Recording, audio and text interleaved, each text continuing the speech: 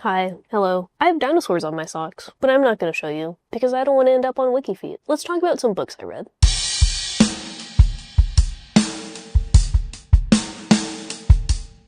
Okay, we're going in size order, because I want to. So this one, our first book, Faith in the Wilderness, which is edited by Hannah Nation and Simon Liu, I believe.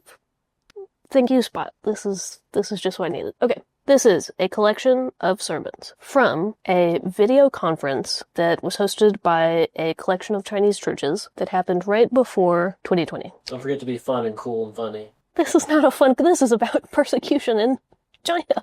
Oh. It's not fun or funny. These were good. It's about persecution in China. So it's heavy, and they're kind of heavier, they're kind of like darker sermons, I would say. They're not super like, yay, they're kind of like, oh.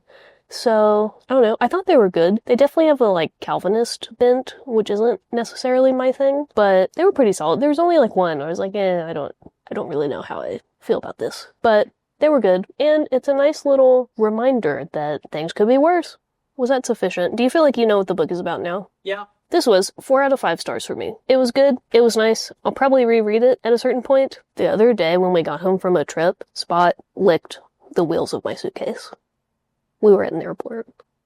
I just feel like you should know that. Next up, the John McPhee Reader. These are a collection of essays from John McPhee, who was a journalist, but who did he write for? That's a great question. Okay, I can't find it. I think it's the New York Times. I don't know. Fact check me.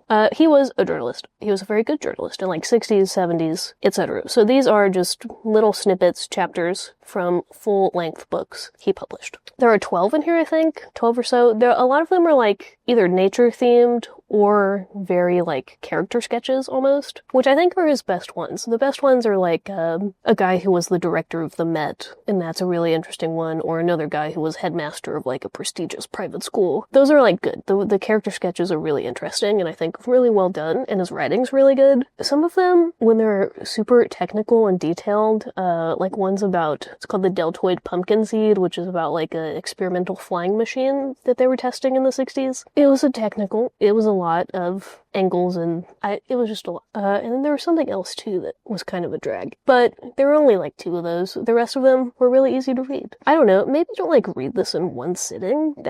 Or I guess okay, maybe you don't like, well, maybe like pick this book up every now and then and read a couple and then put it back down. Because it kind of becomes a lot when you read all of them at once. Even though they were very good. My other favorite in here, which one was it? Was it Encounters with the Archdruid, I think? Was about mainly about this girl, mid-20s lady, and she worked for the state of Georgia, and she would go around with her, like, coworker, and they would get people to, like, sign their land away to them as, like, state landmark, nature preserve, etc. And they also collected specimens that they found, animal specimens, to take to like a local university for studying or whatever. A lot of eating roadkill in that chapter. Honestly, really entertaining. She had a lot of crazy pets. She's an interesting lady. That one in particular, very good. Yeah, these were good. These were solid. 4 out of 5 stars. What do you think? But how's my content? You're doing good, but be funnier and cooler. Oh. Tough crowd. How many people have already clicked out of this video? Oh, probably a lot. Probably everyone. There's nobody here anymore. It's just me talking to me. Oh. Okay. Do we have to talk about this one? Righteous Prey, John Sandford. This is like 20th in a series. I don't know. There was Bitcoin. I cannot take Bitcoin seriously. I kind of hate Bitcoin. Hot take. Let me know in the comments if you hate Bitcoin too. I can't take anything with Bitcoin seriously, especially not when it's like Bitcoin billionaires going around killing people for some reason. I could not tell you the motives of anyone in this book. Why were they doing the killing? I don't know. I don't think they knew. They're like a gang of Bitcoin killers, Bitcoin billionaire killers. And they meet because they're at a Bitcoin conference. And this lady, who's not a Bitcoin billionaire, she just like really wants to be rich. That's her whole thing. That's her whole personality. And she goes up to this Bitcoin billionaire and she's like, wow, sometimes I just really want to kill people. He's like, wow, me too. I know just who we can talk to. Look, I'm all for suspending your disbelief. And like, look, if this story wasn't unrealistic, it wouldn't happen. I can't. That's how I feel. Also, it was like, would be super gory and like super violent, and then it's like, ha ha ha, joke. Who is this for?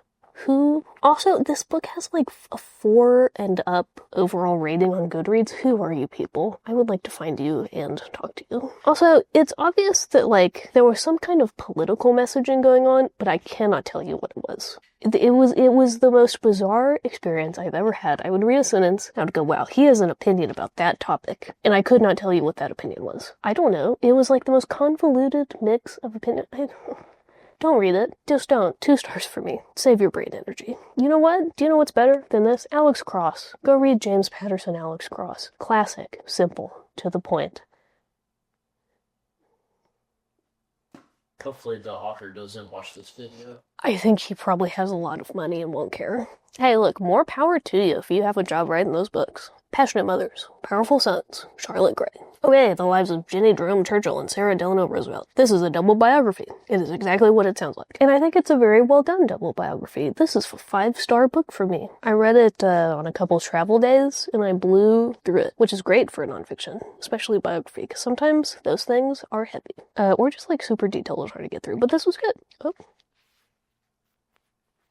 Where to next? I think this is a very well done double biography. You get equal parts Sarah, equal parts Jenny. Neither one is like favored over the other. You get everything that I think is important. It's not like too detailed, and then there you go. It's also not too focused on their sons, which I think is nice. By the way, I don't know if I said that's FDR's mother and Winston Churchill's mother. I also think it's a nice little primer for like the Gilded Age or all of the events going on during these women's lives, because sometimes I think you get into like history books and they kind of assume you know some of these details. Charlotte Gray doesn't do that, and she kind of gives you some nice little background info without taking up too much of your time, which is nice. I also think she was very fair to Sarah. Some people, in a lot of FDR biographies or Eleanor's biographies, Sarah gets kind of written off as like overbearing mother-in-law. She's a boy bomb. She's too involved. She's too mean.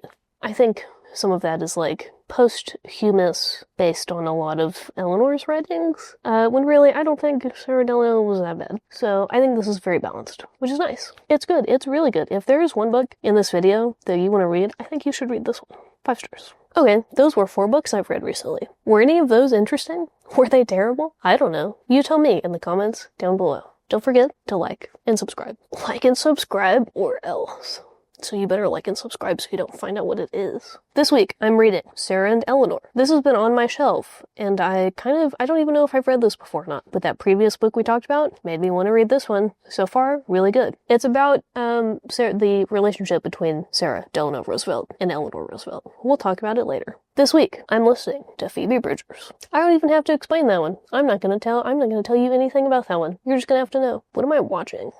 This week, I've been playing Minecraft again.